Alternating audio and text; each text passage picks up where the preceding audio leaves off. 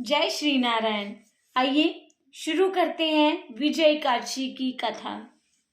धर्मराज युधिष्ठिर ने भगवान श्री कृष्ण से कहा, हे जनार्दन, फाल्गुन मास के कृष्ण पक्ष की एकादशी का क्या नाम है?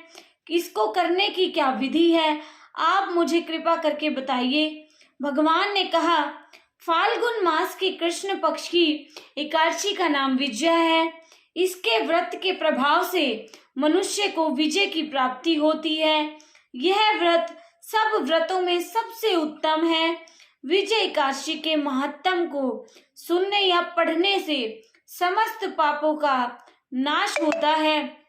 भगवान ने कहा, एक समय की बात है, देव ऋषि नारद ने जगत पिता ब्रह्मा जी से कहा, महाराज आप मुझे फाल्गुन मास के कृष्ण पक्ष की एकादशी का विधान बताइए। ब्रह्मा जी ने कहा, हे नारद, विजय एकादशी का व्रत पुराने तथा नए पापों का नाश करने वाला है। इस विजय एकादशी की विधि मैंने आज तक किसी से नहीं कही। यह समस्त मनुष्य को विजय प्रदान करती है। त्रेता युग में मर्यादा पुरुषोत्तम श्री रामचंद्र को जब 14 वर्ष का वनवास हो गया था, तब वे लक्ष्मण जी और सीता जी के साथ पंचवटी में रहने लगे। पर वहां दुष्ट रावण ने जब सीता जी का हरण कर लिया, इस समाचार से श्री राम जी अत्यंत दुखी हुए और सीता जी की खोज में लग गए। बोलिए श्री हरि नारायण।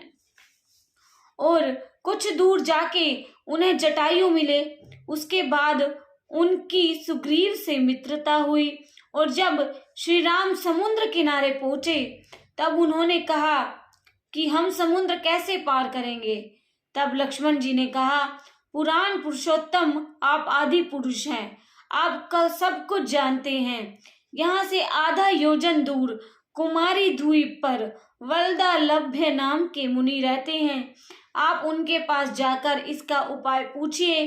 लक्ष्मण जी के वचन सुनकर श्री राम जी वल्लभालभ्य ऋषि जी के पास गए और उनको प्रणाम करके वहां बैठ गए। मुनि ने भी उनको मनुष्य रूप धारण किए हुए पुराण पुरुषोत्तम मानकर पूछा, हे राम, आपका यहाँ आना कैसे हुआ? भगवान श्री राम ने कहा, हे ऋषि, मैं अपनी सेना के साथ यहाँ आया हूँ और राक्षसों को जीतने के लिए लंका जा रहा हूँ।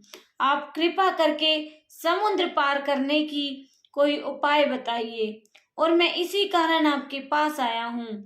वल्लभालभ्य ऋषि बोले, हे राम, फाल्गुन मास के कृष्ण पक्ष की एकादशी का व्रत करने से निश्चय ही आपकी विजय होगी, साथ ही आप समुद्र भी अवश्य पार कर लेंगे।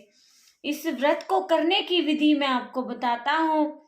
दशमी के दिन स्वर्ण, चांदी, तांबा या मिट्टी से बना हुआ एक घड़ा ले। उस घड़े को जल से भरकर उसमें 5 पल्लव रखकर उसे स्थापित कर दें। उस घड़े के ऊपर श्री नारायण की स्वर्ण की मूर्ति स्थापित करें। एकादशी के दिन स्नान आदि निर्वृत्त होकर धूप, दीप, नैवेद्य, नारियल आदि से भगवान का पूजन करें।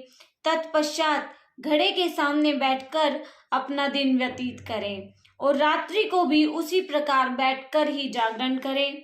द्वादशी के दिन नित्य नियम निवृत्त होकर उस घड़े को किसी ब्राह्मण को दे दें। हे राम, तुम यदि इस व्रत को सेनापतियों सहित करोगे तो तुम्हारी विजय अवश्य ही होगी। श्री रामचंद्र जी ने ऋषि के कथ्यों अनुसार इस व्रत को किया और इसके प्रभाव से विजय प्राप्त की। हे राजन, जो मनुष्य इस व्रत को विधि पूर्वक करेगा, दोनों लोकों में उसकी विजय अवश्य होगी। श्री ब्रह्मा जी ने नारद जी से कहा था, हे पुत्र, जो कोई इस व्रत के महत्म को पढ़ेगा या सुनेगा, उसको अवश्य ही पूर्ण रूप से इस व्रत का फल मिलेगा। बोलिए जय श्री नारायण। ये कथा आपको कैसी लगी?